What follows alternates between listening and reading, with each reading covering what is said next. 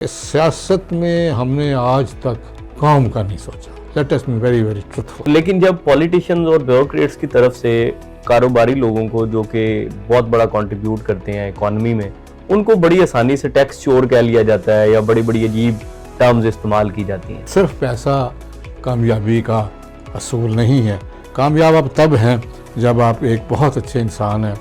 अब ये जो 6 मैंने आपको गिनवा दिए हैं ना, जब तक ये एक पेज पे नहीं होते ना, हमारी कौम का पनपना मुश्किल है। या जब आप सरदारी वाले निज़ाम को छोड़ के आप अपनी कारोबारी लाइन में आ गए, तो क्या चीज़ें आपके अंदर तब्दीलियाँ क्या रूनुमा हुई इसमें? हाई टेक चेंजेस आ रही हैं।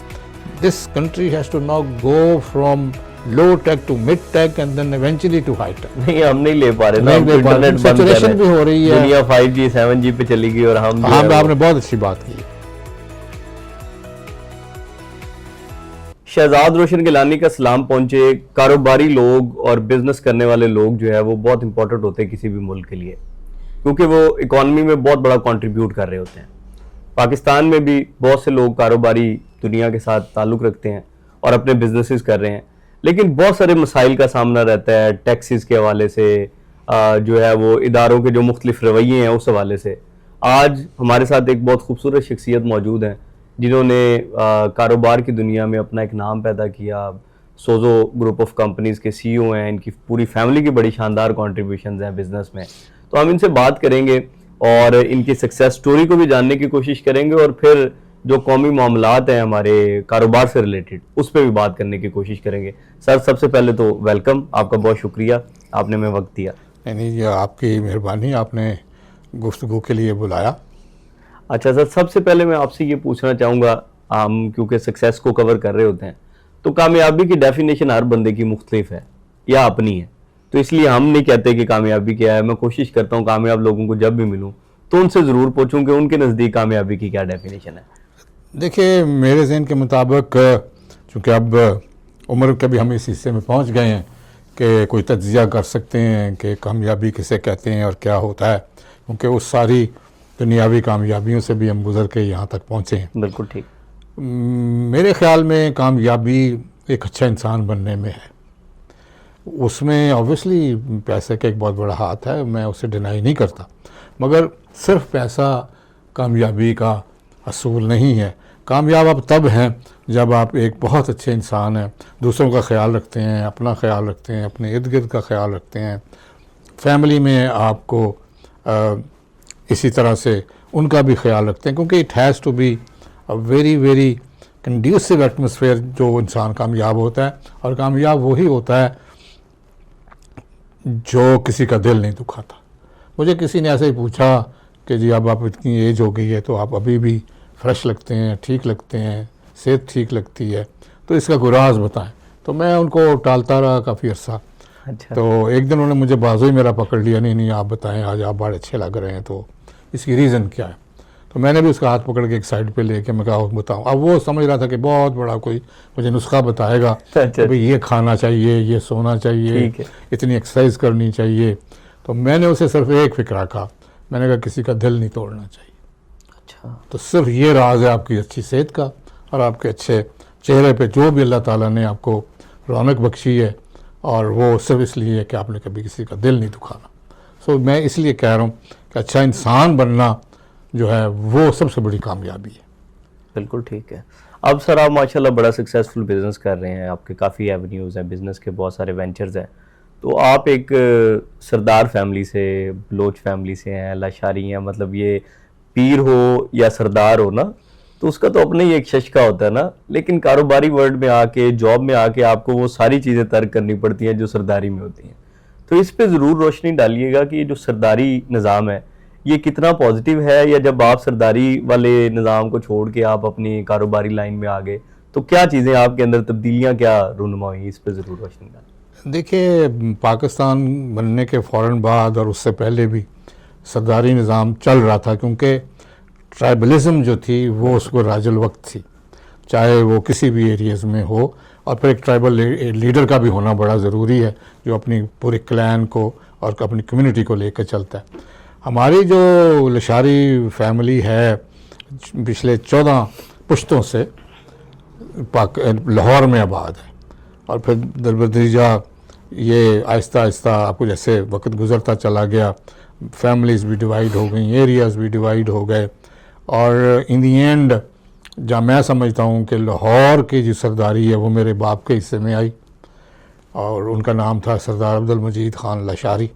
हम ख़ान भी कहलाते हैं, ख़ान का मतलब भी सरदार होता है। बिल्कुल ठीक। तो उनके दौर में मैंने सरदारी को सही पलते चलते देखा है, मगर जब उन्होंने भी सरदारी लेनी थी तो कई और भी सरदार पैदा हो गए थे जो उनके कज़न्स में थे, जो उनके दूर के रिश्तेदार थे कि हमें ये सरदारी दी जाए।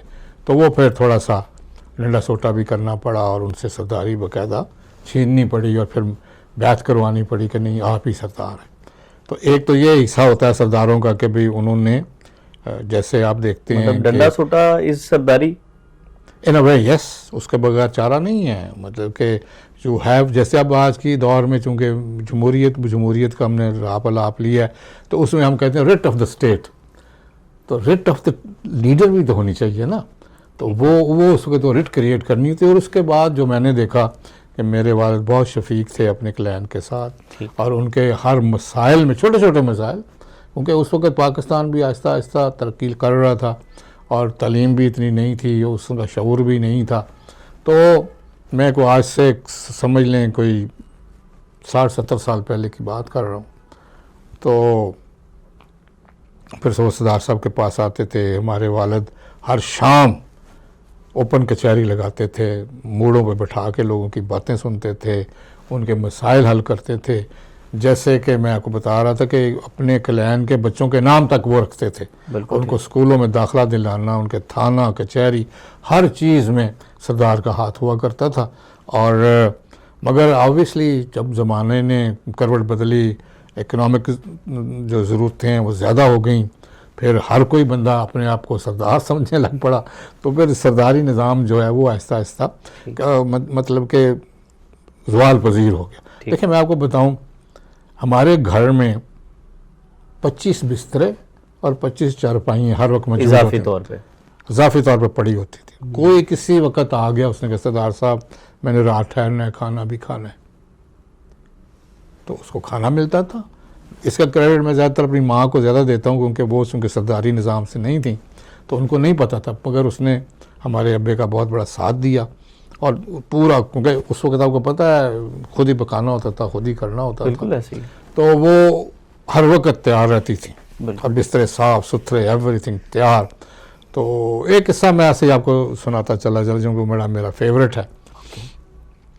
हम शाम की महफिल जो जिसमें खुली कचहरी कह रहा था बंद करके तो जाने लगे, तो एक बूढ़ा सा आदमी आया, तो उसने मेरे वालिद को सलाम किया, बात की। ठीक है। तो उन्होंने कहा कि मैंने रात रहना है, खाना भी खाना है और मैं सुबह चला जाऊंगा। तो उन्होंने मेरे वालिद के वालिद का नाम लिया कि मैं फतेह शेर खान का बड़ा दोस्त हूँ। अच्छा। तो उन्होंने कहा ठीक है। मैं चूँकि अपने वालिद के साथ उनकी खिदमत के लिए हर वक्त तैयार रहता था और पास पास ही रहता था, तो उन्होंने मुझे बुला के कहा कि भाई सोहेल जाओ, माँ को कहो कि बिस्तर लगाएं एक, और इनको खाना भी दें और इनका ध्यान करो। तो मैंने माँ से कहा, बिस्तर लग गया, खाना खाने लगे। तो आपको याद होगा कि उस वक्त लोटे के साथ चिलमच के साथ हाथ धुलाया करते थे, तो मैंने उनका हाथ धुलाए, छोटा तौलिया होता था उससे हाथ साफ़ कराए, उनको खाना खिलाया। जब वो सोने चले गए तो मैंने आके अपने वालिद से पूछा कि वालिद साहब ये कौन था? तो वो मुझे कहने लगे कि मैं नहीं जानता इसे, ठीक है, इसने सिर्फ मेरे बाप का नाम लिया, मेरे लिए इतने काफ़ी है। वाह। तो आज का आप दौर देख लें, कोई इस तरह आकर ठहर सकता है आपकी तरफ, और वो सिर्फ उसने अपने बाप का नाम का पाल रखने के लिए उसने कहा इनको सब कुछ दे। वो सुबह उसने नाश्ता नुश्ता किया, चला गया। मेरे वालिद को कुछ पता नहीं था वो कौन है। तो ये सरदारी होती है, मतलब do something for the others. ये किसी को तंग करना, मारना, छीन लेना, ये हमारी सरदारी में तो ये शामिल नहीं है। चलें, बहुत शुक्रिया। अच्छा सर, आगे बढ़ते हैं, थोड़ा मैं जानने की कोशिश करूंगा। आप बहुत एक्टिव हैं, चैम्बर की सियासत हो, जो इकॉनमी की गुफ्तगू है उसमें भी आप डिफरेंट टीवी चैनल्स पे नज़र आते हैं। मुझे ये बताएं कि जब पाकिस्तानी पॉलिटिशियंस के बारे में मशहूर है कि वो करप्शन करते हैं, हमें ब्यूरोक्रेट्स की भी बहुत सारी जो है वो करप्शन नज़र आती है, वाक़यात और बड़ी बड़ी दास्तानें नज़र आती हैं, और बड़ी जगहों पे ऐसे लगता है कि इंडियन फिल्मों में जो करप्शन नज़र आती है हमें उसके करीब करीब या उससे ज़्यादा होगी। तो लेकिन जब पॉलिटिशियंस और ब्यूरोक्रेट्स की तरफ से कारोबारी लोगों को, जो कि बहुत बड़ा कंट्रीब्यूट करते हैं इकॉनमी में, जॉब्स क्रिएट करते हैं, इस मुल्क को चलाते हैं, उनको बड़ी आसानी से टैक्स चोर कह लिया जाता है या बड़ी बड़ी अजीब टर्म्स इस्तेमाल की जाती हैं।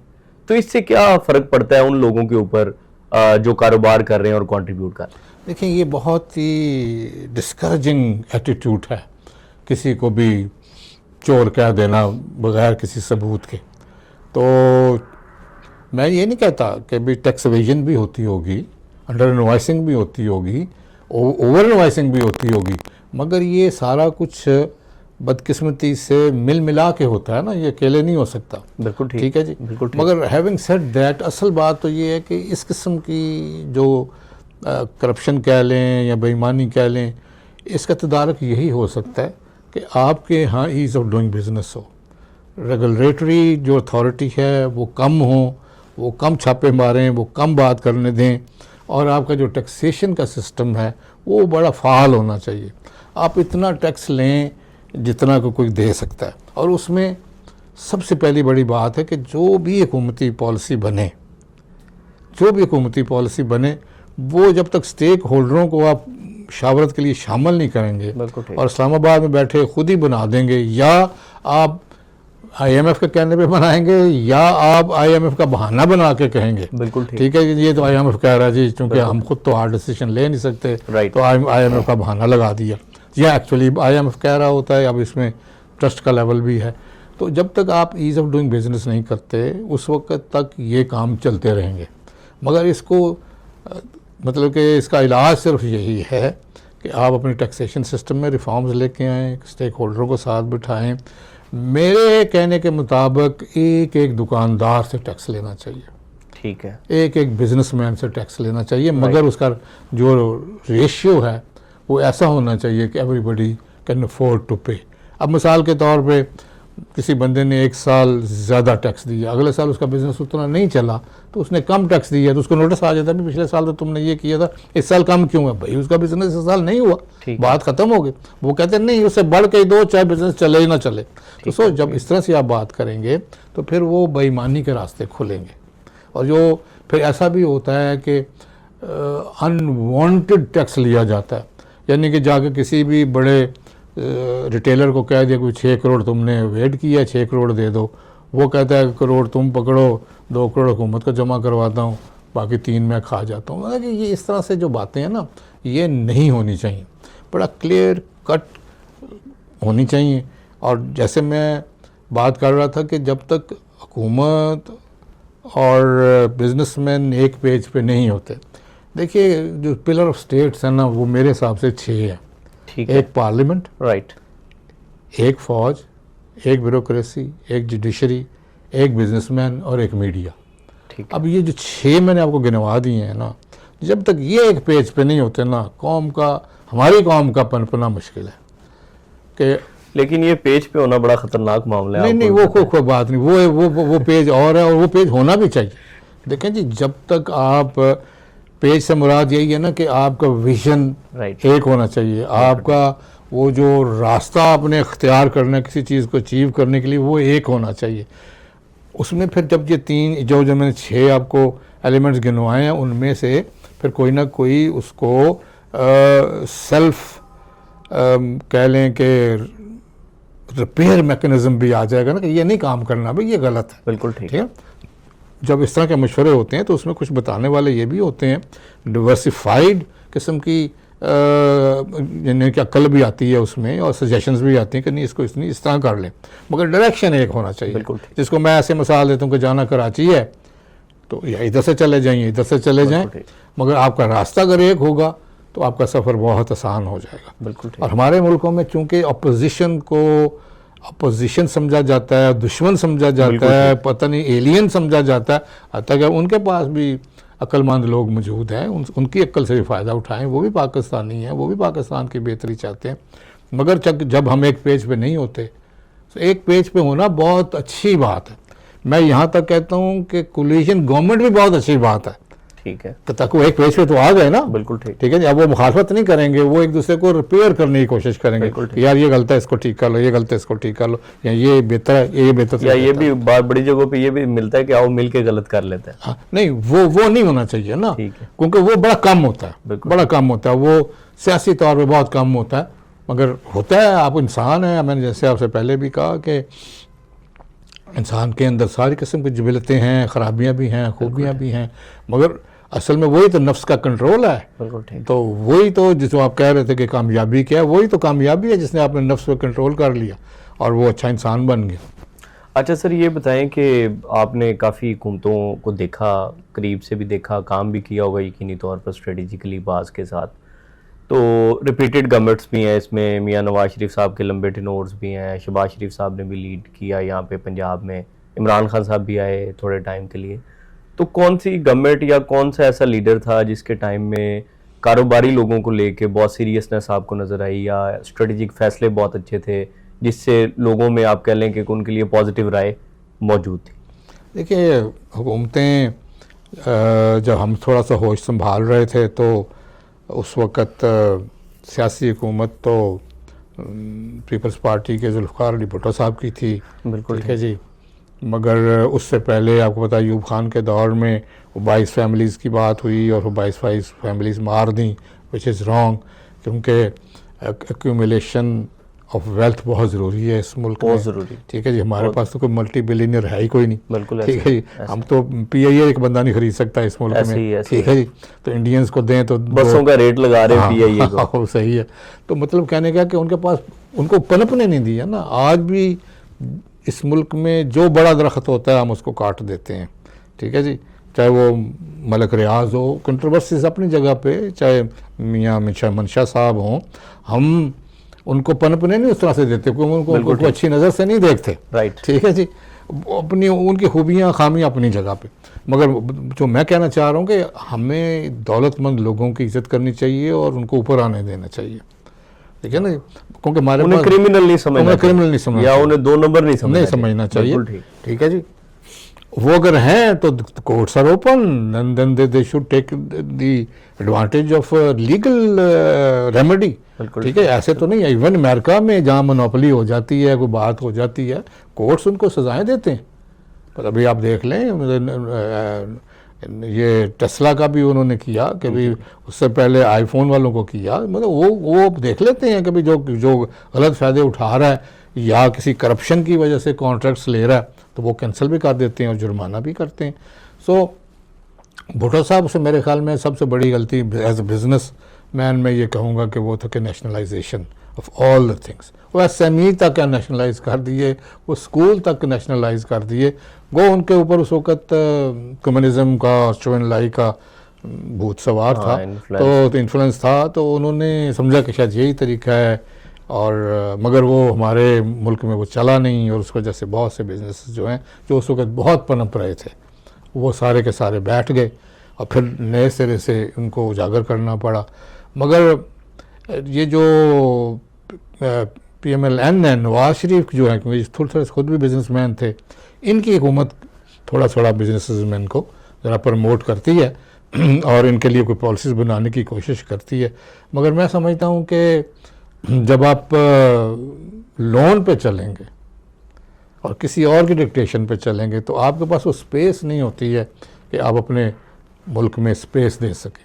फिर उससे पहले, उसके शुरू से लेके आज तक बड़ी बदकिस्मती है कि हम अपनी पावर सेक्टर को सही नहीं कर सके। बिजली अभी तक भी हम नहीं दे सके।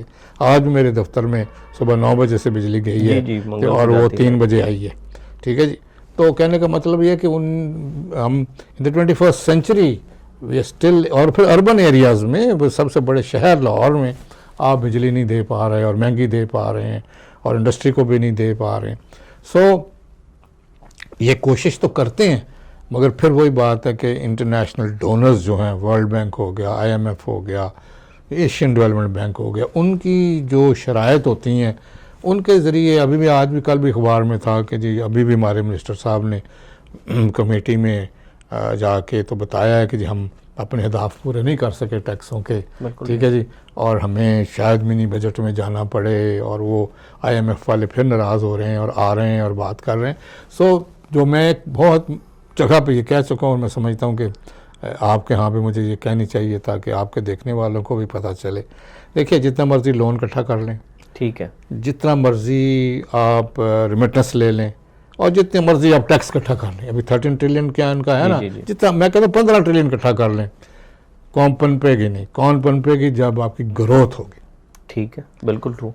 जब ये ग्रोथ नहीं होगी और अब इन तरीकों से चलने की कोशिश करेंगे तो you will never be successful economically. तो अब बात सिर्फ ये है कि जो ग्रोथ है वो पहली growth is your mental growth. बिल्कुल ठीक। मुझे मुझे किसी ने पूछा कि जी मैं अपनी फैक्ट्री में ग्रोथ कैसे कर सकता हूँ। मैं एक यूनिवर्सिटी में थोड़ी सी गुफ्तगू कर रहा था, तो प्रोफेसर हजरात थे, तो मैंने कहा first you have to grow. मालिक की ग्रोथ से उसकी बड़ी कंपनी हो नहीं सकती। बिल्कुल ठीक। मालिक ग्रो करेगा तो उसकी कंपनी ग्रो करेगी। ये ग्रोथ नहीं है कि मेरे पास 2 एकड़ थे, मैंने 3 ले लिए हैं, 4 मशीनरी थी वो 10 हो गई हैं। That is not the growth. Okay. वो भी ग्रोथ अगर 3 से 10 मशीनरी तभी होगी जब आपकी अक्ल बता रही होगी कि मार्केट की वैल्यू इस वक्त क्या है और मैंने कैसे करना। So you have to grow yourself to make your company grow. तो ये जो नवाज शरीफ और उनके जो साथी हैं, उनकी हुकूमत थोड़ा सा कोशिश करती है कि बिज़नेस कम्युनिटी के साथ कुछ ऐसी बातचीत की जाए, मगर फिर वही है कि उनका तर्ज हुकूमत फिर वही होता है कि वो अपने आप को अकल कुल समझते हैं, कोई मशावरत नहीं होती है। ताकि चेंबर्स हैं, फेडरेशन हैं, इंडिविजुअल्स भी हैं बड़े बड़े जो इकोनॉमिस्ट भी हैं। मतलब इस तरह तो कोई काम करना चाह भी रहा हो तो वो कर नहीं पाता, रिजल्ट नहीं ला पाता। रिजल्ट नहीं पाता क्योंकि पॉलिसी मेकिंग जो है ना जी, और रिफॉर्म्स जो हैं पॉलिसीज़ में, वो अब दुनिया इतनी तेज़ हो गई है कि every year every 6 months you need reforms. ठीक है, वो ज़माने चले गए कि जब घोड़े पे इंसान ने सवारी करनी सीखी तो काठी बनाते बनाते उसको 200 साल लग गए। आप हैरान होंगे कि जो रकाब होती है जिसमें पाँव देते हैं उसको 2 साल और लग गए। रकाब नहीं ईजाद होती थी, फिर पहिया जब ईजाद हुआ तो 500 साल लगे चैरियट बनाने में। अब वैसी बात नहीं है, अब रैपिड चेंजेस आ रही हैं और अब हाई टेक चेंजेस आ रही हैं। This country has to now go from low tech to mid tech and then eventually to high tech. अब वो एजुकेशन का वो सिस्टम नहीं रहा कि BA पढ़ा दो, MA पढ़ा दो, पढ़ाएं, मगर अब स्किल्ड बंदे चाहिए इन पावर इलेक्ट्रॉनिक्स, इन इलेक्ट्रिसिटी और ये IT। अब IT एक ऐसा दौर आ गया है, अभी हम ऑफ द कैमरा भी बात कर रहे थे कि इसमें अब जितने बिलियनर्स हैं वो सारे IT के हवाले से हैं। बिल्कुल ऐसे। ठीक है जी। तो हम और इंडिया क्यों आगे निकल गया? जब शुरू में आज से 25-30 साल पहले IT में थोड़ा सा बूम आया अमेरिका में, तो इनकी यूनिवर्सिटियों ने उसी वक्त पढ़ाना शुरू कर दिया। हमने बहुत लेट शुरू किया। ठीक है जी। और वो जो फर्स्ट का एक होता है एडवांटेज, वो फर्स्ट एडवांटेज वो ले गए। जी। ठीक है जी। हम अब वो एडवांटेज अब लेने की कोशिश कर रहे हैं, जब हम नहीं ले पा रहे, इंटरनेट सैचुरेशन भी हो रही है, दुनिया 5G 7G पे चली गई और हम आपने बहुत अच्छी बात की है, इंटरनेट बंद कर रहे हैं। देखें, ये नहीं होना चाहिए। ये तो अब ह्यूमन राइट है, this is basic human right to provide you internet. आप यकीन करें कि ये फ़ोन आपका ना चल रहा हो तो यू फील लॉस्ट। असल में यहाँ इसलिए ये आसानी से बंद हो जाता है कि यहाँ पे जो पहले 3, 4, 5 जो बुनियादी इंसानी को क्या खाना पीना रहना सोना या जो भी, वो भी फुलफिल नहीं हो रहा, तो वो कहते हैं एक और भी शामिल हो जाए तो क्या फ़र्क पड़ता है। नहीं, आप देखें दुनिया ने जितनी भी तरक्की की है ना जी, वो कम्युनिकेशन से की है। राइट। सबसे पहले प्रिंटिंग प्रेस आया, लोगों में नॉलेज बिटनी शुरू हो गई। उसके बाद टेलेक्स आया, ठीक है जी। उसके बाद टेलीग्राम आया, और अब इस दौर में फिर टेलीफोन आया, फिर ये मोबाइल आ गया, ईमेल आ गई। अब जितनी ये तरक्की हो रही है ना, ये कम्युनिकेशन की तरक्की है, उससे सारी तरक्कियां जो हैं वो उसके मरूने मिन्नत है। और अगर आप इंटरनेट ये वो बंद कर देंगे तो आप दुनिया के साथ तो बिल्कुल ही नहीं चल सकते। मैं आपको मज़े की एक छोटी सी मिसाल देता हूँ कि मेरी बेटी बाहर पढ़ रही थी, तो मैं उसकी फ़ीस पे करने के लिए बैंक गया, तो मैंने कहा जी, क्योंकि वो दाखिला का लेटर भी होता है, वो सारा अपना ऑथेंटिकेट करते हैं भी पैसे सही जगह जा रहे हैं।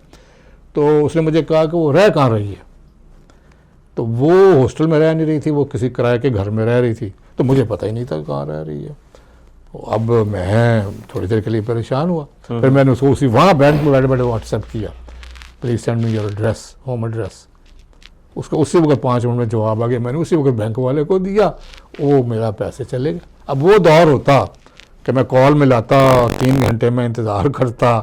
This is what communication is. I don't know how come ये जो इतने बड़े मिनिस्टर वहाँ बैठे हुए हैं वो क्यों नहीं समझ रहे कि अब दुनिया में, यानी कि आप वेब पेजेस हैं उस पर जाएं, आपको पता चलता है कौन सी कंपनी क्या कर रही है, कैसे कर रही है। ये व्हाट्सएप, ये फेसबुक, अलड़म पलड़म जितने भी हैं, ये असल में तरक्की का एक जीना है। अगर आप इनको बंद कर देंगे, देखिए दुनिया आपको आज 5G लेके आ जाना चाहिए। आज हर वक्त हम ये सोचते हैं कि नहीं जी कोई इतने $1 बिलियन देगा तो करेंगे, वो एक मेला थोड़ा कम भी ले लेंगे तो कोई बात, चीज़ तो लाओ ना, उसके बाद फिर आप कमाते रहेंगे उससे। तो वो इतनी बारगेनिंग करने की ज़रूरत नहीं, otherwise you make such poor bargaining like IPPs। तो क्या आप बारगेनिंग क्या करते हैं, PIA पे क्या बारगेनिंग हो रही है।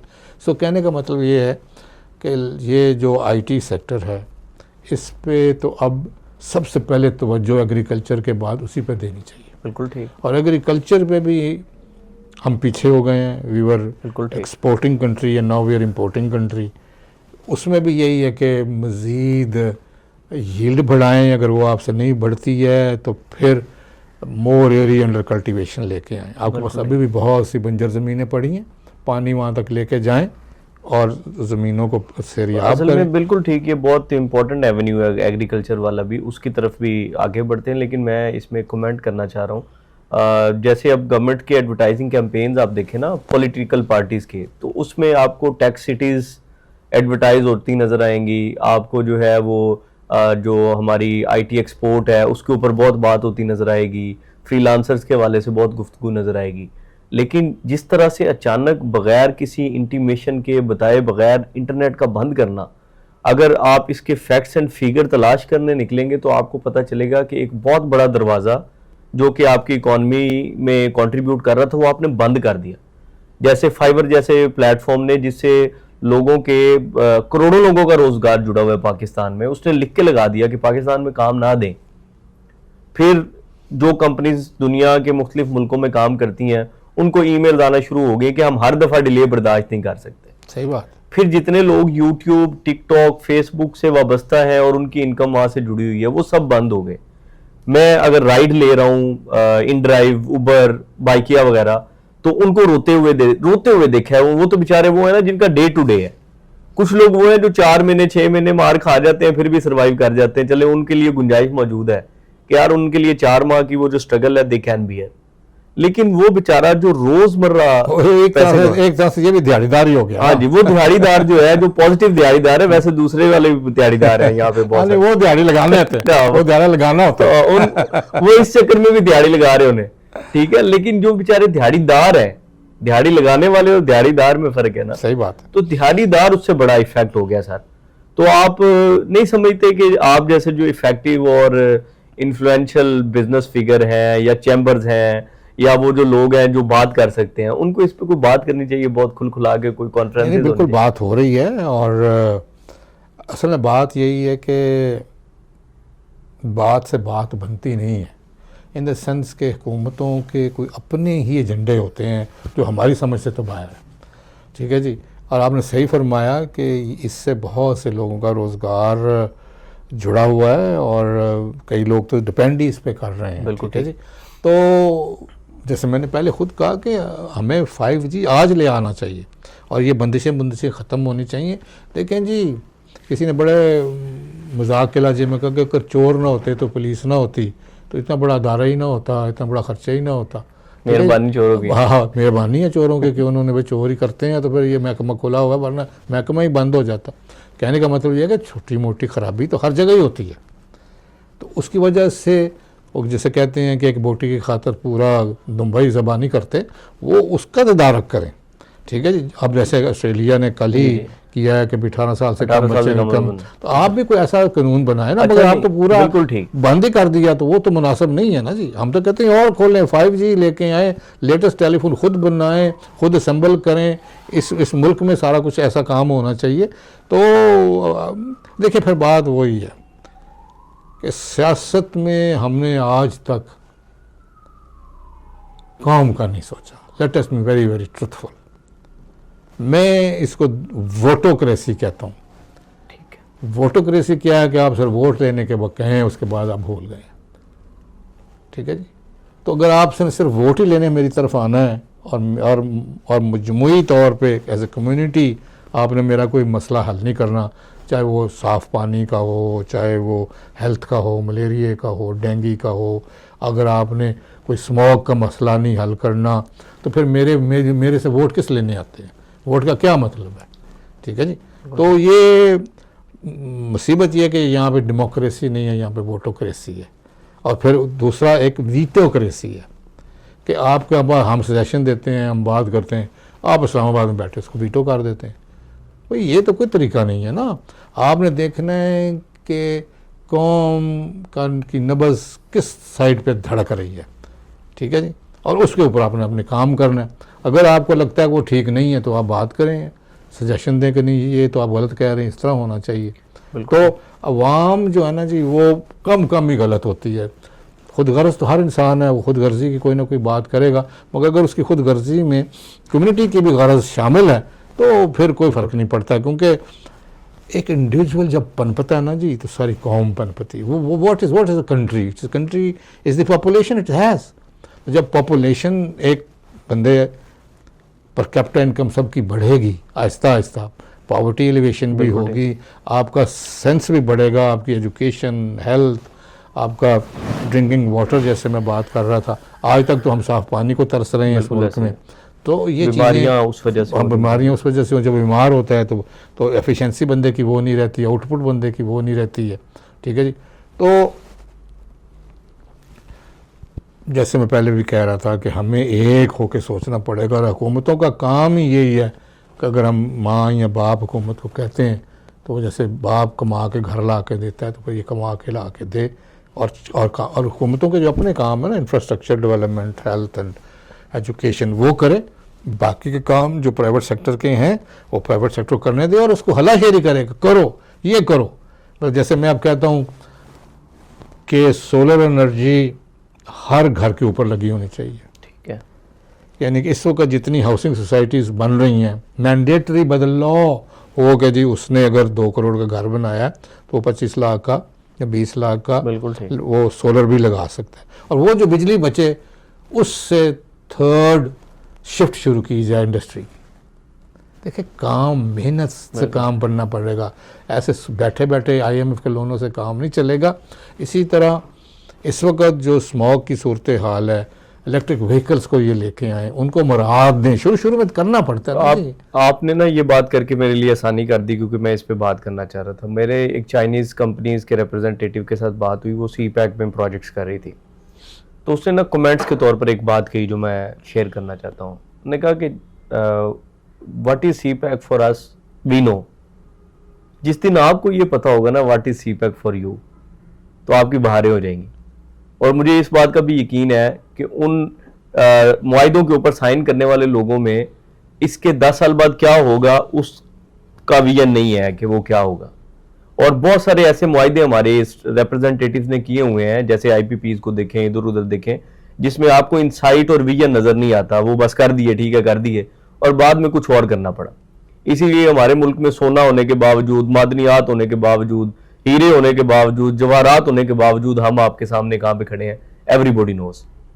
तो जो बात आपने अभी की वो भी अगेन उसी तरह की है कि जब जैसे ही वो सोलर की बात करते हैं या इन चीज़ों की बात करते हैं, तो उन्होंने जिन कंपनीज के साथ IPPs के साथ मुआहिदे कर रखे हैं और उनको हर साल वो जो पैसे देने हैं, तो वो मैनेज नहीं होता है। इसीलिए वो क्या करते हैं, सोलर के ऊपर आपको फौरन से आपको कानून साजी बनानी पड़ जाती है कि भाई सोलर नहीं लगेगा, या लगेगा तो इतने पैसे आपको गवर्नमेंट के देने पड़ेंगे। तो इसलिए भी स्टेक होल्डर डिसीजन इंपॉर्टेंट है, जिसके ऊपर आपने भी बात की और मैंने भी बात की। अपने तजर्बे से ये बताइएगा कि ऐसे कौन से 4-5 बुनियादी स्टेप्स हैं जो कि गवर्नमेंट को लेने की ज़रूरत है, जिससे कम से कम अगले 5-7 साल में बेहतरी नज़र आए? मौजूदा फैक्ट्स बड़े डेंजरस हैं, कारोबारी लोग ये मुल्क छोड़ के जा रहे हैं, वो अपने कारोबार यहाँ पे बंद कर रहे हैं, तो फिर क्या बने? देखिए, किसी भी मुल्क के पनपने के लिए ना कुछ चीज़ें जो लीडरशिप होती है वो अनटेंजिबल्स का सोचती है। ठीक है। ठीक है जी, जो सेकंड टियर होता है वो टेंजिबल्स की सोचती है। तो अनटेंजिबल में सबसे पहले अनटेंजिबल ही करना पड़ेगा कि आपके अंदर ईमानदारी हो, इंटेग्रिटी हो, ठीक है, ग्रेस हो, आप फेयर एंड फेयर हो। देखिए, लोग बात करते हैं फेयर एंड फ्री इलेक्शन की, मैं कहता हूँ फेयर एंड फ्री हर जगह होना चाहिए। इंसान को होना ही फेयर एंड फ्री चाहिए अपनी डीलिंग्स में।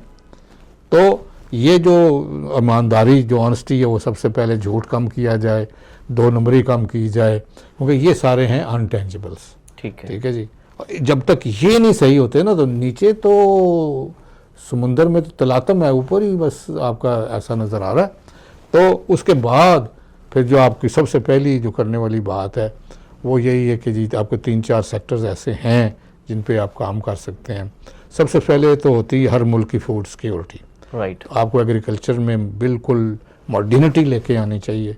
इसमें भी मेरा एक फिक्रा है कि भाई modernity and westernization and modernization is 2 different things. Right. हम समझते हैं कि जी वेस्टर्नाइजेशन मॉडर्नाइजेशन है, it's not like that. Okay. ठीक है, I am talking about that modernization जिसमें इक्विपमेंट, टूल्स एंड स्किल्स की बात हो रही है। बिल्कुल ठीक है जी। तो ये इसको Right. मॉडर्नाइजेशन कह रहा हूँ। बिल्कुल ठीक। इसमें एग्रीकल्चर में लेके आए, फौरी लेके आए।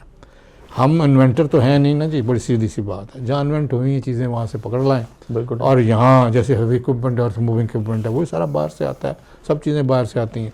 तो एग्रीकल्चर को आप इसी तरह इसके सीड्स, सॉइल टेस्टिंग, ये सारी मॉडर्न तरीके से आप करें। और नए जो लैंड्स हैं उनको अंडर कल्टिवेशन लेके आएँ। उसके लिए डैम्स बनाएं मज़ीद। ये बेशक लॉन्ग टर्म है, मगर है टेंजिबल। साथ साथ आपकी बिजली का मसला हल होना चाहिए कि वो अनइंटरप्टेड बिजली होनी चाहिए।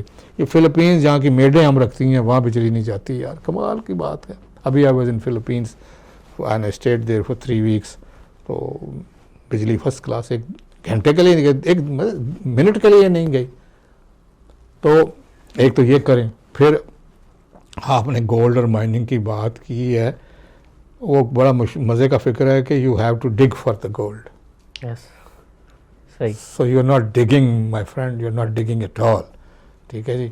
और इस तरह से होता है कि जैसे आप एक ख़जाने पे बैठे हैं और आप गरीब हैं, sitting on a treasure and you are poor. Very true. ठीक है, because you are not doing anything.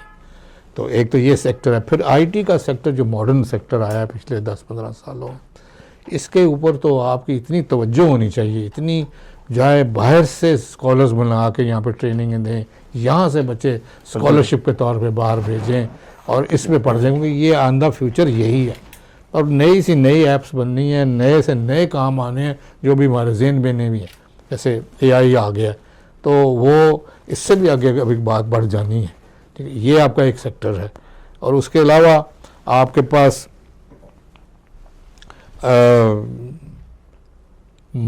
Mining में आपके पास इतना स्टोन पड़ा है गिलगित बल्तिस्तान में। बिल्कुल ऐसे ही। ठीक है जी। फिर सेमी प्रेशियस स्टोन्स आपके पास इतने हैं जो कि आपको सब्सटैंशियल एकदम से एक जंप दे सकते हैं। Very true. ठीक है जी। तो ये इन 4-5 जो सेक्टर्स हैं, आपने एक बहुत बड़ा सेक्टर निगलेक्ट किया हुआ, वो दैट इज़ केमिकल्स। राइट। ठीक है जी। और केमिकल्स हर शोबे में इस वक्त इस्तेमाल हो रहे हैं, from textile to any damn thing. ठीक है जी। तो केमिकल्स के लिए अभी तक आपका नफ्था क्रैकर का एक भी प्लांट आपके पास नहीं है। इंडिया के पास 2 है। ठीक है। जब वो सऊदी अरेबिया के साथ हो रहा था कि एक लगा लें, ये है वो है, तो उससे बहुत से चीज़ें बनती हैं। तो इस तरह के जो बड़े प्रोजेक्ट्स हैं। फिर दूसरा जो सबसे बड़ा प्रोजेक्ट है वो टूरिज़्म है। आपने टूरिज़्म पे बिल्कुल ध्यान नहीं दिया और कोई ऐसी बात नहीं की। आपके पास सिर्फ हम बार बार नॉर्थ की बात करते हैं, साउथ की बात करें या आपके डेजर्ट इतने खूबसूरत है। दुबई में पूरा साल आपका मतलब वाहिद दुनिया का वाहिद मुल्क होगा जो शायद पूरा साल ही ऑपरेशनल है। और देखें दुबई ने डेजर्ट को ही तो अपना टूरिज्म हब बना दी है। ठीक है जी। वहाँ पे हर किस्म का काम डेजर्ट में हो रहा है। बिल्कुल राइडें दे रहे हैं और वो गो कार्ट्स चला रहे ये तो हैं। नोइंग योर स्ट्रेंथ वाली बात है ना, बदकिस्मती से हम उस पे अच्छे नहीं है। तो हम तो कब से कह रहे हैं कि टूरिज़्म, अब टूरिज़्म की इंस्टीट्यूशंस बनती हैं, इंस्टीट्यूशंस ख़त्म हो जाती हैं। और जैसे अनटेंजेबल की मैं बात कर रहा था इंस्टीट्यूशन से, मुझे याद आया कि we have to build our institutions. वो जो बुक है ना, why do the nations fail, वो उसने सारी बुक में एक ही बात लिखी, institution institution institution. When you have robust institutions, और फिर वो अगर आपकी चल रही हैं तो आपका मुल्क चल रहा है। ठीक है जी। इसमें CSS के एग्ज़ाम में भी रिफॉर्म्स आने चाहिए। हम उसी तरीके से CSS के बंदे घेर रहे हैं और उसका ट्रेंड भी नहीं होता तो वो पुलिस में चला जाता है क्योंकि जी उसके नंबर आ गए हैं। सो उसको भी देख के कि किसका क्या ट्रेंड है, कैसे क्या करना है। ब्यूरोक्रेसी में भी चेंजेस आने चाहिए ताकि वो जो एक ब्यूरोक्रेट शायद ये समझता है कि सारा काम मैं ही करता हूँ, तो ये मेरे से आ जाते हैं चीज़ लेने के लिए, लाइसेंस लेने के लिए, तो वो कहता है जी मुझे भी फिर पैसे दें अगर आपने ये काम करना है। तो ब्यूरोक्रेसी में भी चेंज आना चाहिए। सो इस तरह से वैसे तो nation needs complete overall change. सियासी चेंज में भी बड़ा ज़रूरी है कि आप के इलेक्शंस जो हैं वो फेयर एंड फ्री जितने होंगे मैनिफेस्टो बेस्ड होने चाहिए। ठीक है। जब तक आपके इलेक्शन मैनिफेस्टो बेस्ड नहीं है, जिसका मतलब ये है कि वोटर जो है वो मैनिफेस्टो पढ़ के वोट नहीं, ये तो बाशऊर लोगों की बात है ना। नहीं तो हमें बाशऊर होना है ना। जब कब तक इस तरह रहें। देखिए मैं जब प्रेसिडेंट था चेंबर में, तो इसी तरह टैक्सों की बात हो रही थी, तो आम जो दुकानदार है वो कहता है जी मैं अपना शटर खुद ही खोलता हूँ, अपनी सफाई खुद ही करता हूँ, गले पे भी खुद ही बैठता हूँ, सामान खुद ही ला के देता हूँ। तो मेरे में तो इतना नहीं है कि जी मैं कोई कंप्यूटर रख लूँ और मैं टैक्स दूँ इस तरीके से। तो मैं उनको ये कहता कब तक जाहिल रहना है, वो कब तक ऐसे करना है भाई। पाकिस्तान को 76 ईयर्स हो गए इनटू बीइंग, कुछ सीख लो यार, कोई आगे बढ़ने की कोशिश करो। सो ये जो है ना कि हम ज़्यादा देर जहालियत में रह नहीं सकते, वरना अफ्रीका से भी पीछे चले जाएंगे। ठीक है जी। तो वो मतलब कि although I am very hopeful, although I know that our middle class and lower middle class is good. ठीक है जी। और इसीलिए इस मुल्क में कोई इनकलाब नहीं आता, क्योंकि कोई रात को यहाँ भूखा नहीं सोता। पूरी यहाँ पे रिसर्च है कि लाहौर का फ़कीर भी जो है सड़कों पे मांगता है वो तकरीबन 1000 से 1500 रुपया पर डे लेके जाता है। ठीक है जी, जो एक अच्छे भले बंदे की तनख्वाह है इस वक्त। और जो कराची का फ़कीर है वो तकरीबन 2 से 2500 रुपया डेली लेके जाता है। और इनकी झुग्गियों में आप जाके देखें, अल्लाह ताला ने सब कुछ उनको दिया, बहारे हैं। तो इसलिए इनकलाब नहीं आता कि यहाँ पे इतने ज़्यादा लोग भूखे नहीं सो रहे। नहीं तो आपने देख ही लिया कि मुल्कों में क्या होता है। और कोशिश भी लोगों ने की कि यहाँ कोई ऐसी स्ट्राइक हो, कोई ऐसी बात हो। वो इसीलिए नहीं होती है कि इतनी गुर्बत नहीं है जितनी हम प्रोजेक्ट करते हैं। मगर इंटरनेशनल स्टैंडर्ड से तो है, मगर हमारे स्टैंडर्ड से नहीं है। मगर हम अगर दरिया के किनारे पे आ गए हैं तो अब हमें आगे जाना है, वहाँ किनारे पे नहीं बैठे रहना। बिल्कुल ठीक। तो इसलिए हमें तरक्की की तरफ ध्यान देना है, इल्म की तरफ ध्यान देना है, और अखलाकी और जुर्तमंदाना कदम उठाने हैं और अपने इंटरेस्ट में उठाने हैं। IMF के इंटरेस्ट में जितना भी आप कर सकते हैं करें, मगर आपने जब तक अपने मुल्क की बेहतरी नहीं सोची, अपने अवाम की, कोई नहीं सोचता। बिल्कुल ऐसे। ठीक है जी। हर बंदा एक फ़ाइल लेके बगल में जा रहा होता है प्राइम मिनिस्टर के पास कि ये काम मेरा करवा दें, और उसने उसे अपने पैसे रखे होते हैं। बात सिंपल सी हो गई। सो आप जब शॉर्टकट ढूंढेंगे, चीज़ें ऐसी ढूंढेंगे जहाँ आपको रुकावटें बहुत हैं, रेगुलेट आप बहुत ज़्यादा हो रहे हैं, तो फिर आप 2 नंबरी काम पे शुरू हो जाएंगे, क्योंकि काम तो रुकने नहीं लगे किसी ना किसी तरीके से। तो बिल्कुल ठीक है। अब देखें, जैसे आपने टूरिज्म की बात की, तो टूरिज्म में जो हमारी मेडिकल टूरिज्म है, फिर हमारी जो रिलीजियस टूरिज्म, मैं एक सेंट्रल एशियन कंट्री के जो है ना कौंसल जनरल को मिलने गया, तो उन्होंने ना वहाँ पे प्लेस की हुई थी व्हाट दे हैव। तो उन्होंने ना कोई एक बुजुर्ग का जो अपना मज़ार है ना वो लगाया हुआ था कि वी हैव ओनली वन मज़ार इन आवर कंट्री। तो मुझे ख्याल आया कि हम सिर्फ लाहौर की बात करें तो यहाँ पे इतने बुजुर्ग हैं, और फिर अगर हम निकल जाएं पूरे पाकिस्तान की सराउंडिंग में, तो हमारे रिलीजियस टूरिज्म में इतनी स्ट्रांग हो सकती है जिसका कोई हिसाब नहीं। क्योंकि मुझे कुछ इंटरनेशनल डेलीगेट्स मिलने आए और उनका होता था कि हमें दाता साहब ले चलें, या हमें बीबी पाक दामन ले चलें, या मतलब हमें किसी सूफी बुजुर्ग के मज़ार पर बाबा बुल्ले शाह ले चलें। तो ये अगर हमें समझ आ जाए ना, या हमारे ऊपर जो लोग रूल कर रहे हैं उनको कम से कम समझ आ जाए, तो फिर तो देखिए ऐसा बात क्या है कि हमारे यहाँ ऑर्गेनाइज्ड टूरिज्म नहीं है। इंडिविजुअल जैसे आप हैं, इंडिविजुअल आपको कह दिया जी जब मैं कसूर ले जाएं बाबा बुल्ले शाह के मज़ार पे या लाहौर में बहादुर शाह लाल किले मज़ार पे ले जाएं, वो इंडिविजुअल है। इनको ऑर्गेनाइज्ड पैकेजेस डेवलप करने चाहिए कि यहाँ लेके जाएंगे और ये उसका ख़र्चा होगा, ये सारी बात होगी। देखो अभी भी जैसे करतारपुर हिंदू आते हैं और बुद्धिस्ट आते हैं, थोड़ा सा ऑर्गेनाइज्ड काम होता है, मगर इसको मज़ीद ऑर्गेनाइज करके, और इसी तरह से मैंने कहा साउथ में आप थार डेजर्ट का सैर कराएं, नॉर्थ में किलगित बल्तिस्तान की सैर कराएं, सेंट्रल एरियाज़ में ये सारे हमारे बुज़ुर्ग हैं, अदरवाइज़ भी फोर्ट्स हैं, चीज़ें हैं दिखाने वाली। और फिर हमारा फूड का आइटम बहुत अच्छा है, वो इनको बताएं कि हमारे जो कुज़ीन है वो कितने अच्छे हैं। मगर वो ऑर्गेनाइज तरीके से बहुत कम हो रहा है। तो अभी चूँकि कोविड गुजरे भी 2-3 साल ही गुजरे हैं, स्पीड स्पीकिंग अप, मगर हमारी सारी सियासत का अगर ध्यान अपोजिशन से ही लड़ना झगड़ने में रह जाएगी। देखो मैं इसमें ये कहता हूँ एक शैडो गवर्नमेंट होना का बड़ा ज़रूरी है। तो शैडो तो तब होना जब ऑब्जेक्टिव्स क्लियर हो और ग्रोथ ऑब्जेक्टिव हो आपकी गुफ्तगू के मुताबिक, तो फिर तो आप किसी को इजाज़त देते ना कि नज़र रखो, बताओ हम कहाँ गलत हैं।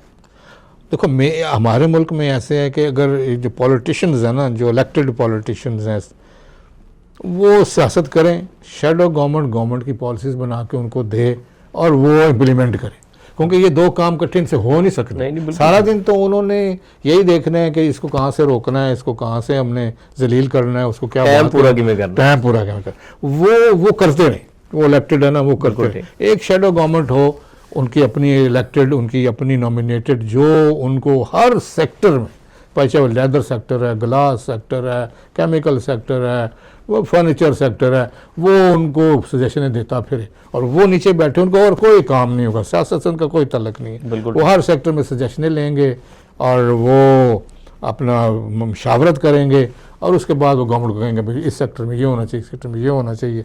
फिर कैबिनेट जो है वो डिसाइड कर ले हाँ भाई क्या करना चाहिए क्या, क्योंकि अगर ये दोनों काम सियासतदान ही करते रहेंगे, इकॉनमी को ये नहीं देख सकते, ये उधर ही देखें जिधर देख रहे हैं, जो वोट लेके आके इनको बड़ा गरूर होता है कि हम वोट लेके आए हैं, तो वोट लेके आना है, वो अपना चलो काम आप करें। फिर जब हमें कम से कम और ना कोई 2 जनरेशन्स लगेंगी सही तरीके से पहुंचने में। अमेरिका की हिस्ट्री 250 साल की है, उन्होंने स्लेवरी गुजारी, उन्होंने बड़ी रेवोल्यूशनें देखी, उनके यहाँ भी इसी तरह ही था जो आज हमारे मुल्क में हो रहा है। वो ये सारे मिल से वो गुजर गए हैं, और there is no shortcut in the human history, you have to go through the mill. तो हम भी उस मिल के थ्रू जा रहे हैं, मगर अब दुनिया जो है ना जी फास्ट फॉरवर्ड हो गई है, अब हम कट एंड पेस्ट भी कर सकते हैं। तो उसमें यही है कि हमें इस मुल्क में अभी तक चूँकि वो नहीं है, तो एक शैडो गवर्नमेंट हो जो आपकी इकॉनमी को और गवर्नेंस को देख रही हो, आप बस ऊपर में बैठ के आप सियासत करते रहें, जो मर्ज़ी करते रहें, उसकी सजेशंस पे आप चलें। और मेरा ख्याल है कि विदिन 20 ईयर्स और सो, चाइना में भी 20 साल ही लगाए हैं, ठीक है, जिस दिन उन्होंने सोच लिया कि अभी हमने ओपन अप करना है और काम करना है, तो बस बात खत्म। और दूसरा जो हम थोड़ा सा मिस कर गए हैं, that is the population of Pakistan. बिल्कुल ठीक। तो उस पर भी हमें बड़ा ज़ोर से काम करना चाहिए कि अगर हम इसी तरह अपनी पॉपुलेशन हर 20 साल बाद 30 साल बाद डबल करते जाएंगे, तो फिर उतनी आपकी इकॉनमी नहीं ग्रो करती जितनी आपकी पॉपुलेशन ग्रो कर जाती है, तो वो यहाँ वो उतना ही हो। लेकिन ये तो फेवरेट काम है ना जी कौम का। देखें जी, फिर सोचना पड़ेगा ना कि लीडरशिप किस चीज़ का फिर नाम है, कोई यही तो बताती है कि भाई आपने ये करना है और ये नहीं करना है। और यकीन करें रूल ऑफ लॉ का मतलब भी ये है। मैंने कई दोस्तों से पूछा कि यार हम बड़ी बात करते हैं रूल ऑफ लॉ होना चाहिए, रूल ऑफ लॉ होता क्या है, मुझे ये तो बताओ, रूल ऑफ लॉ होता क्या है। बिल्कुल ठीक। कईयों को तो समझ ही नहीं है इसका मतलब ही क्या है, फिक्रा तो बोल दिया। असल में रूल ऑफ लॉ यही है कि elite, I am saying what, elite should obey the law voluntarily. बिल्कुल ठीक। This is rule of law, right. और अगर यकीन करें, मैं फिर फिलीपींस की मिसाल देने लगा हूँ, उन्होंने कह दिया कि सब ने हेलमेट पहननी है, सब हेलमेट पहन रहे, कोई उथे फन्ने खा नहीं है कि मैं नहीं पानी। This is what is rule of law. बस कह दिया तो हो गया, ठीक है। What is said is done, ये लॉ होता है, ठीक है जी। हम एक छोटी सी लॉ नहीं फॉलो कर सकते कि आपने हेलमेट पहननी है, which is for your own good as well. तो कहने का मतलब है कि this is what is rule of law, कि आपको एक कह दिया आपने कर दिया, बात खत्म। दूसरी सोच नहीं है, आर्गूमेंट नहीं है कि जी हेलमेट मुझे पसीना आता है, जी मुझे नज़र नहीं आता, ये वो पहनना है तो पहन। अब इसी तरह ही है कि आपने अगर ट्रैफिक लाइट पे रुकना है तो रुकना है, बात ख़त्म हो गई। उसमें कोई नहीं मैं नेड़े सा, मैं तेज़ लंघ गया, मैं कर गया, ये वो, कोई ऐसी बात नहीं है। देखिए मैं शायद आपके प्रोग्राम का टाइम नहीं आप बताइए ज़रूर। अच्छा, वो मैं अक्सर ये जब मैं किसी माशरे में या किसी ग्रुप में सवाल करता हूँ लोगों से, तो ये पूछता हूँ कि यार आपने ज़िंदगी का कोई असूल बनाया? ओके। आपने अपनी ज़िंदगी में अपने आप को कैसे ज़िंदा रखना है और कैसे करना है, कोई असूल बनाया? ओके। मुझे तो कभी किसी ने नहीं कहा जी मैंने असूल बनाया। अगर बनाया तो बताओ भी तो क्या असूल बनाया तुमने? कोई मिसाल के तौर पर आपने असूल बनाया कि जी मैंने, एक तो बहुत बड़ा असूल है, बहुत ही बड़ा असूल है कि मैं झूठ नहीं बोलूँगा, एक असूल, छड़ दो सारी गल। हाँ, तो आप डेफिनेटली एक्शन करते हुए आपको सोचना पड़ेगा यार मेरा असूल है। कई माइट भी वो जो शख्सी खामियां होती है उसके तहत आपको करना पड़ रहा है, लेकिन अगर आपका असूल आपको ड्राइव कर रहा है तो आप रुक जाएंगे, अवॉइड करेंगे, कोशिश तो ज़रूर करेंगे कम अज़ कम। देखिए मैं फिर इसको कहता हूँ ये तो बहुत बड़ा असूल है ना कि झूठ ना बोलना। मैं ये कहता हूँ कि आप यही असूल बना लें कि यार मैंने ना ट्रैफिक की रेड लाइट क्रॉस नहीं करनी, चलो इत्थे ही आ जाओ। बिल्कुल ठीक। आप वो भी नहीं कर सकेंगे बिकॉज आप लॉलेस लोग हैं, आप लॉ को फ्लॉन्ट करके अपनी बहादुरी और प्राइड समझते यस हैं। यस यस, ठीक है जी, ऐसे ही। तो फिर आपका ज़िंदगी का तो कोई असूल नहीं है ना। अब क्या कहेंगे जिससे जी मैंने पानी हमेशा बैठ के ही पीना है। मैं कहता हूँ कोई किसी किस्म का असूल बना लें, जैसे मैंने पहले कहा भी किसी का दिल नहीं दुखाना, किसी को बुरा नहीं कहना, एक असूल बना लें। मैंने नहीं ज़िंदगी में किसी को देखा कि वो ही is living under some principle, not principles but only one principal.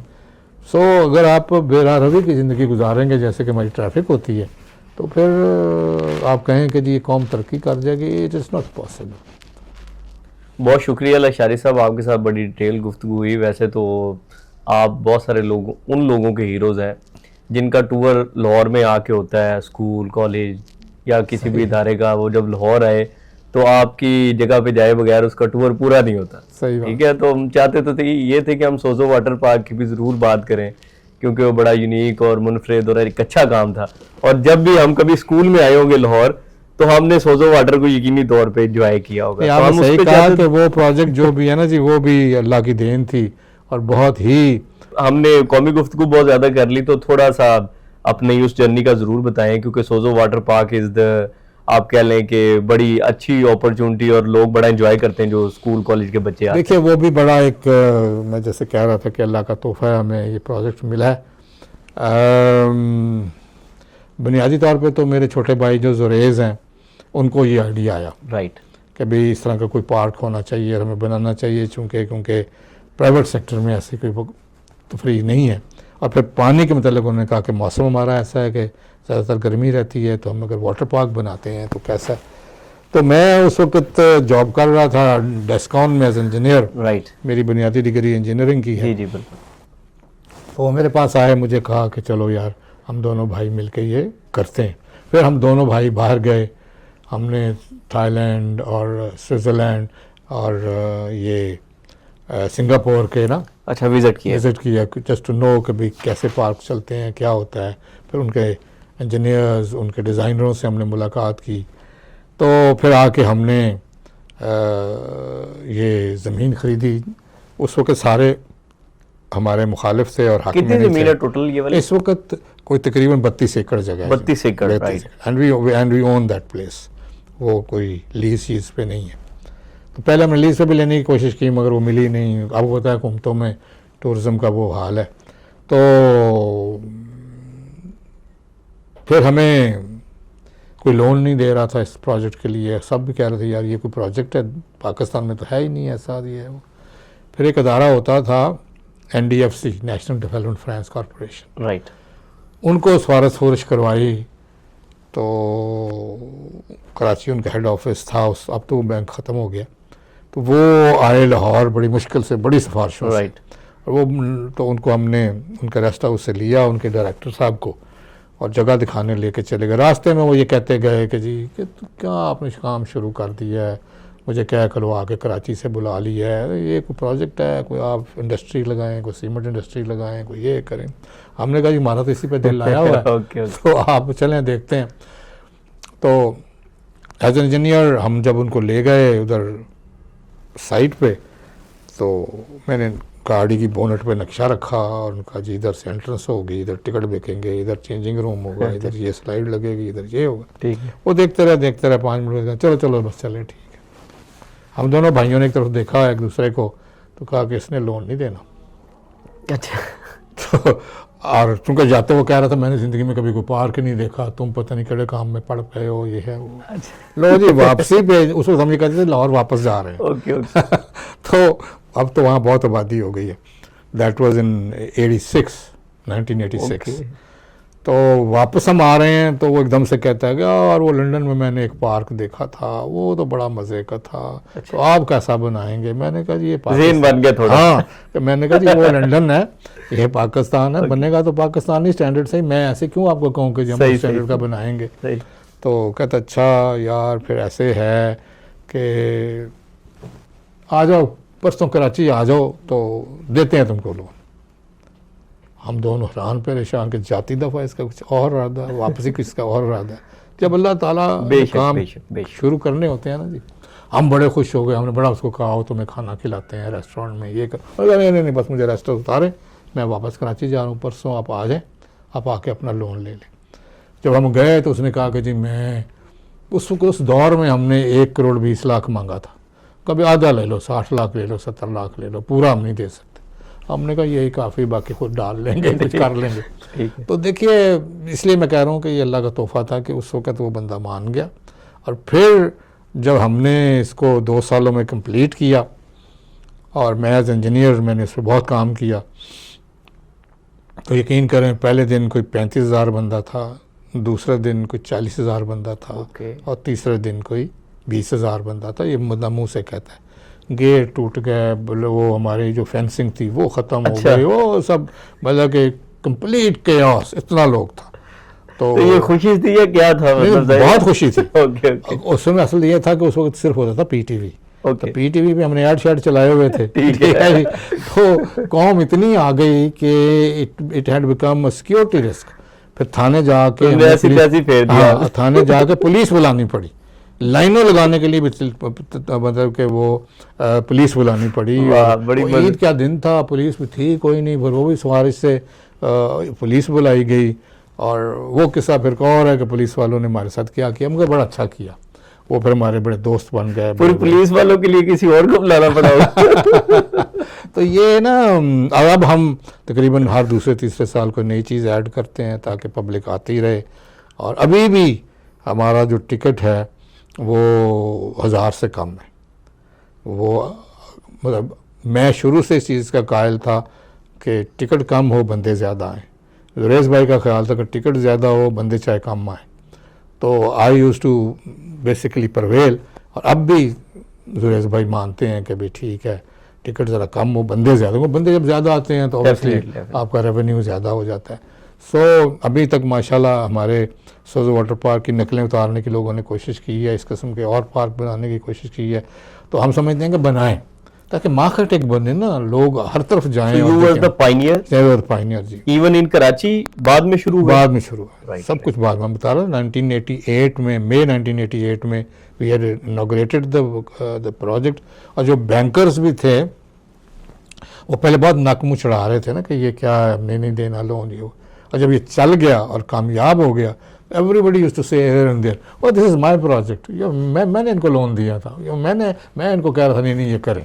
तो वो फिर जीतने वाले के साथ तो फिर सारे हो जाते हैं। हम भी ये कामयाबी के बड़े बाप होते हैं। हाँ, तो फिर मैंने उनको भी कहा था हाँ जी आप सर सही कह रहे हैं, अगर आप ना लोन देते, आपका विजन ना होता तो ये कैसे होता, ये है वो।